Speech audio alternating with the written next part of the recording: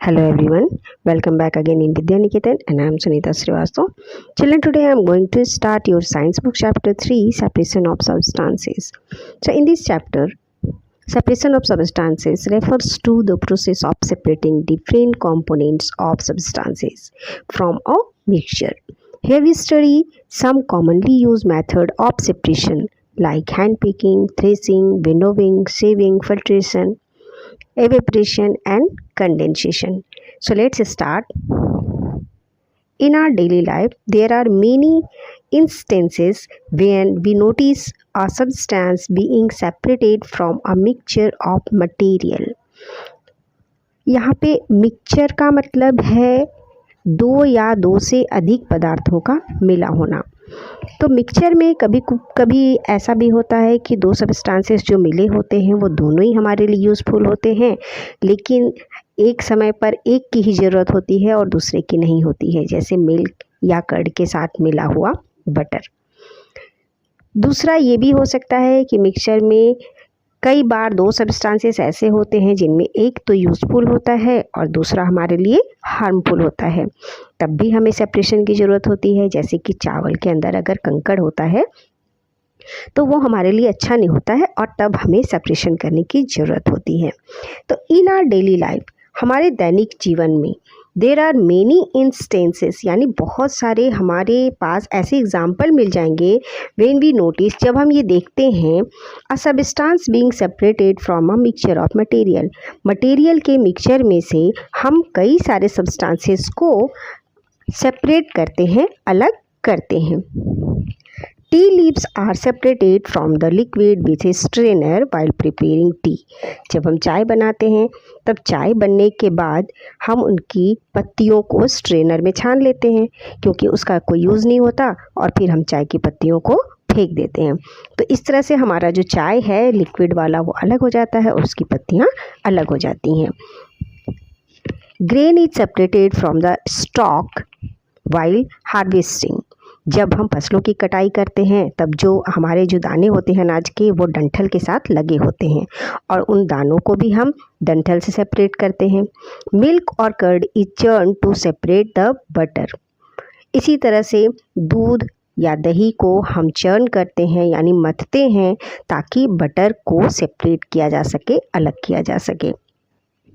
We gain cotton to separate its seed from the fiber. Fibre में से cotton के जो सीड्स होते हैं उनको अलग किया जाता है ताकि कॉटन को हम यूज़ कर सकें। जो कॉटन बॉल जो होते हैं, जो कॉटन का जो फल होता है उसमें बहुत सारे बीज भी होते हैं कॉटन के साथ, तो उनको सेपरेट किया जाता है ताकि कॉटन को हम यूज़ कर सकें। Perhaps you might have eaten salted दलिया और पोहा। शायद आपने सॉल्टेड दलिया या पोहा ज़रूर खाए होंगे। If you found that it had chillies in it, तब उसमें आपको क्या मिलते हैं? ग्रीन चिलीज़ मिल जाते हैं। You may have carefully taken them out before eating. जब आप खाना खाने लगते हो या दलिया या जो पोहा है आप खाने लगते हो तो उससे पहले आप क्या करते हो? उन सभी हरी मिर्चों को छाँट कर अलग कर देते हो।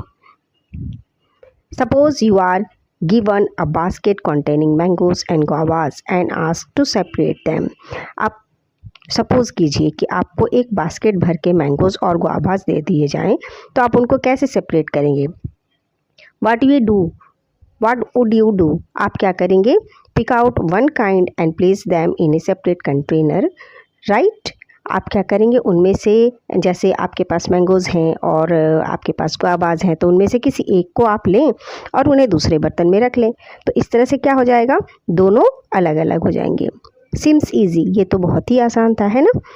But what if the material we want to separate are much smaller than mangoes और गुआवाज़। लेकिन सोचिए, अगर आपको कोई ऐसा चीज़ दिया जाए, कोई ऐसे मटेरियल्स आपको दिए जाएं जो जिनमें कि सेपरेट करने वाली जो ग्रेन्स हैं या जो पार्टिकल्स हैं वो बहुत ही छोटे हों, तब आप क्या करेंगे? Imagine you are given a glass of sand and salt mixed with it. मान लीजिए कि आपको एक ग्लास भर के मिक्सचर दिया जाए जिसमें कि रेत और नमक मिले हुए हों, तब आप उनको कैसे अलग करेंगे? ये तो दोनों ही जो पार्टिकल्स हैं लगभग सेम हैं और इनको हैंड पिकिंग के थ्रू हम अलग नहीं कर सकते। यानी जैसे हम अमरूद को और जैसे हमने मैंगोज़ को अलग किया था हैंड पिकिंग के थ्रू हाथ से बीनकर, तो इस तरह से हम इस मिक्सचर को जो कि सैंड और नमक का है उसको हम हैंड पिकिंग के थ्रू तो अलग बिल्कुल भी नहीं कर सकते और ये इम्पॉसिबल है। Even to think of separating salt from this mixture by picking out grain of sand by hand. Okay, तो इसको हम हाथ से बीनकर बिल्कुल भी अलग नहीं कर सकते क्योंकि दोनों के जो पार्टिकल्स हैं वो लगभग सेम होंगे, तो सेम पार्टिकल्स को अलग करना मुश्किल होगा।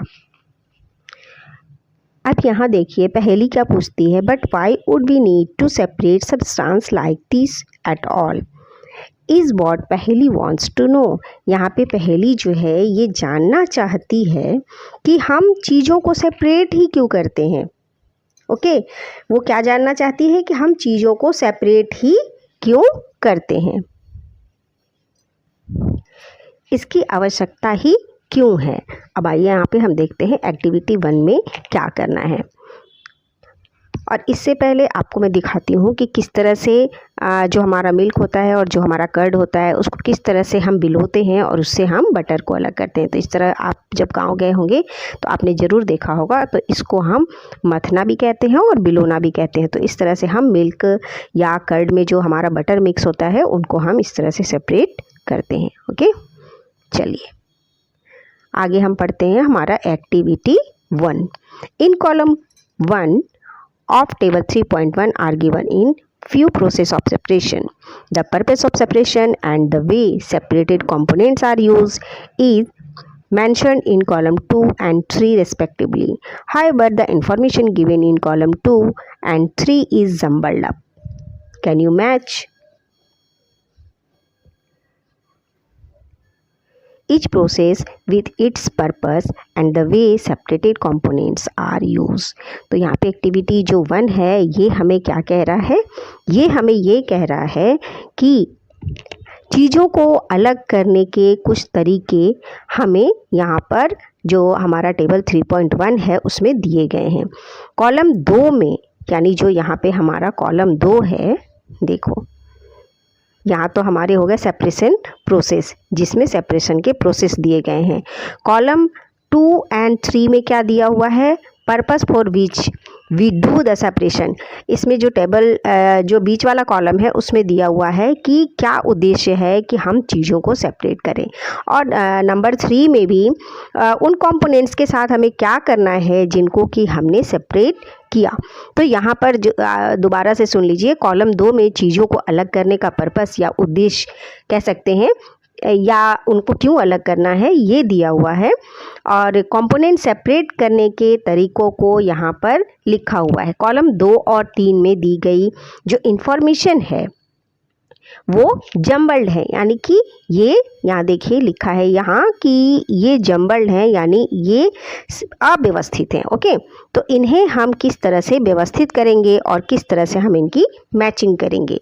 तो आइए इसको हम बहुत अच्छे से मैच करेंगे।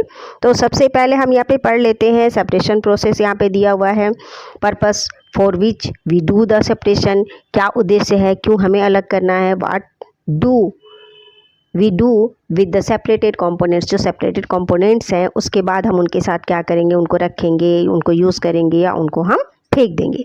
तो सबसे पहले हमारा है separate stone from rice. Stone और राइस मिक्स है।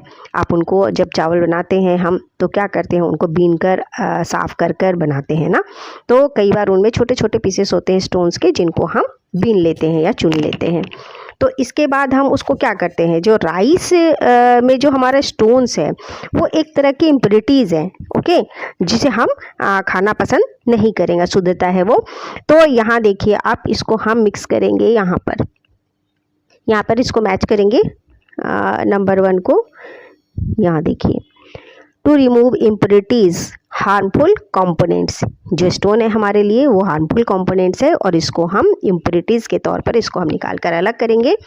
और देखो इसके बाद जो इम्प्योरिटीज़ हमारी निकली, जो स्टोन निकला, उसको हम क्या करेंगे। यहाँ देखिए पहले वाले में लिखा है we throw away the solid component, कि सॉलिड कंपोनेंट तो है बट ये इम्प्योरिटीज़ भी तो है। तो नेक्स्ट वाला हम पढ़ते हैं we throw away the impurities, तो ये वाला हमारा होगा और हम इसके साथ इसको मैच करेंगे। तो ये हो गया हमारा 1 वाले के साथ मिक्स हो गया ये। नेक्स्ट है हमारा churning milk to obtain butter. Milk को चर्न करना यानी दूध को मथना ताकि उससे बटर मिल सके। अब यहाँ पे मिल्क भी हमारे लिए यूज़फुल है और बटर भी हमारे लिए यूज़फुल है। तो दोनों ही दोनों ही कंपोनेंट्स जो मिक्स हैं ये दोनों हमारे लिए यूज़फुल हैं और दोनों को हम अलग अलग जगह पे यूज़ करते हैं। तो यहाँ पे देखिए पहले क्या लिखा है, to separate two different but useful components. To separate two different but useful components, यही करेक्ट है। तो हम इसके साथ इसको मैच कर देंगे। नेक्स्ट हमारा ये दोनों चीज़ें हमारे लिए ज़रूरी हैं, तो इन दोनों को हम यूज़ करेंगे और इसके बाद सेपरेट करने के बाद दोनों चीज़ों को हमने यूज़ करना है। तो यहाँ पे देखिए we use both the components, तो ये यहाँ पे मैच हो जाएगा। ओके, नेक्स्ट है हमारा सेपरेट टी लीव्स। चाय बनाने के बाद जो उनकी जो टी लीव्स होती है स्ट्रेनर में हम छान लेते हैं और हमारा फिर उसके बाद तो उसका कोई यूज़ है नहीं, लिक्विड अलग हो गया, सॉलिड अलग हो गया, है ना। जो टी लीव्स है वो सॉलिड फॉर्म में है। तो हमने क्या करना है, टी लीव्स को छान के इनको अलग रखना है। तो सॉलिड सब्सटेंस के साथ हम क्या करेंगे, तो यहाँ पे देखो, यहाँ पे इसको हम मिलाएंगे, इससे एक ही बचता है to remove non useful components. जो चाय की पत्ती है वो हमारे लिए अब यूज़फुल नहीं है चाय बनने के बाद।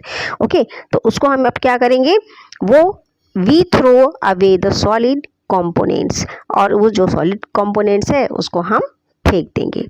तो यहाँ देखिए ये सही मैचिंग हो गई और आप इन्हें अपनी बुक में कर लें। Next we see that before we use a substance we need to separate harmful or non-useful substance that may be mixed with it. Sometimes we separate even useful components if we need to use them separately. तो यहाँ पे हमने क्या देखा, हम देखते हैं कि चीज़ों को यूज़ करने से पहले उनमें जो हार्मफुल या नॉन यूज़फुल सब्सटेंस प्रेजेंट होते हैं उन्हें सेपरेट करने की ज़रूरत होती है, आवश्यकता होती है। कभी कभी हम यूज़फुल कंपोनेंट्स को भी अलग करते हैं यदि हमें उनको सेपरेटली यूज़ करना हो तो। जैसे दूध और दही को हम मथ कर अलग करते हैं, दूध को मथते हैं और उससे जो हमारा बटर है वो सेपरेट हो जाता है, क्योंकि जहाँ दूध की ज़रूरत है वहाँ हम बटर से काम नहीं चला सकते। जैसे मान लो हमें चाय बनानी है तो हमें मिल्क ही यूज़ करना पड़ेगा, और हमें अगर टोस्ट में या ब्रेड में लगाना है तो हम दूध नहीं लगा सकते, तब हमें क्या यूज़ करना है, बटर यूज़ करना है। ठीक है, वी सी दैट, तो हमने यहाँ पे क्या देखा, before we use a substance को यूज़ करने से पहले, किसी भी सब्सटेंस को यूज़ करने से पहले we need to separate harmful और non useful substance that may be mixed with इट। कि किसी भी सब्सटेंस के साथ अगर नॉन यूज़फुल सब्सटेंस या जो हार्मफुल सब्सटेंसेस प्रेजेंट होते हैं तो उन्हें हम सेपरेट कर लेते हैं। सम टाइम, कभी कभी क्या होता है, we separate even useful components if we need to use them separately. कभी कभी क्या होता है कि दो सब्सटेंसेस ऐसे होते हैं जो दोनों हमारे लिए यूज़फुल होते हैं और दोनों को अलग अलग जगह पर हमें यूज़ करना होता है, तो तब भी हम उन दोनों कंपोनेंट्स को अलग करते हैं। जैसे मान लीजिए मिल्क या कर्ड के साथ अगर बटर मिक्स है तो हमें दोनों का यूज़ अलग अलग जगह पे करना होता है। जैसे चाय बनाने के लिए हमें दूध चाहिए तो हम उसमें बटर यूज़ नहीं कर सकते, और अगर हमें रोटी में या ब्रेड में लगाने के लिए बटर चाहिए तो हम वहाँ पे दूध नहीं लगा सकते। तो दोनों चीज़ों को अलग अलग यूज़ करने के लिए हमें दोनों जो यूज़फुल सब्सटेंसेस हैं उनको सेपरेट करना होता है। The substances to be separated may be particles of different size or materials. The substances to be separated, जो substances separated हैं, may be particles of different size, उनके जो particles हैं वो अलग अलग size के हो सकते हैं, यानी उनका आकार अलग अलग हो सकता है, और materials these may be in any 3 state of matter. जो सेपरेटेड जो सब्सटेंसेस हैं या जो कंपोनेंट्स हैं वो जो हमारे मैटर के 3 स्टेट्स होते हैं, सॉलिड, लिक्विड और गैस, उनमें भी हो सकते हैं। यानी सॉलिड के साथ कोई लिक्विड मिक्स होता है, हो सकता है, या लिक्विड के साथ कोई सॉलिड भी मिक्स हो सकता है, या लिक्विड या गैस मिक्स हो सकते हैं ना। तो इस तरह से वो मैटर के किसी भी फॉर्म में हो सकते हैं और किसी भी साइज़ के हो सकते हैं। So how do we separate substances? तो अब इस कंडीशन में हम किस तरह से इन सब्सटेंसेस को सेपरेट करेंगे, अलग करेंगे, मिक्स टुगेदर, जो कि एक साथ मिले हुए हैं। If they have so many different properties, अगर कि उन सभी के गुण भी अलग अलग हैं। तो सिंपली आप इस तरह से समझिए, सेपरेटेड सब्सटेंस की जो पार्टिकल्स हैं या जो उनके कण हैं वो अलग अलग साइज़ के हो सकते हैं। कई बार तो मैटर के तीनों स्टेट्स यानी सॉलिड, लिक्विड या गैस में भी वो हो सकते हैं। तब हम ऐसे सब्सटेंसेस को जो कि एक दूसरे में मिक्स हो गए हैं तथा जिनकी प्रॉपर्टीज़ भी अलग अलग हैं को कैसे सेपरेट करेंगे, कैसे हम उनको अलग अलग करेंगे।